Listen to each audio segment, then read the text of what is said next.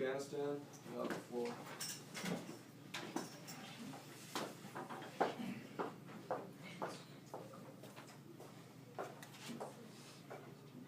Okay, so as most people here probably know, Afghanistan has had a long history with the issue of terrorism, but also an unwavering commitment to ending terrorism.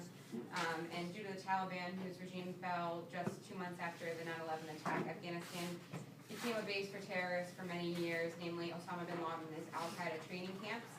And while we have elected a new government in parliamentary and provincial elections, and they're now in office, al-Qaeda and the Taliban elements are still active in Afghanistan.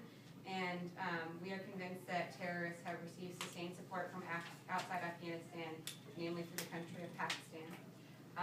Throw the U.S.-backed president to create a sovereign Islamic nation. That would be why we may fund terrorism a small portion. It was only to create independence in our own nation. So we didn't become a puppet of the U.S. Afghanistan. Two-part question. Can you repeat the first part? You said something about like destroying, I don't know, destroying innocents, something like that? They disturb peace and kill innocents without any remorse. Okay, I would argue that your current regime is disturbing the peace and killing innocents. Do you have any sort of rebuttal for that, Syria? No comment. Okay.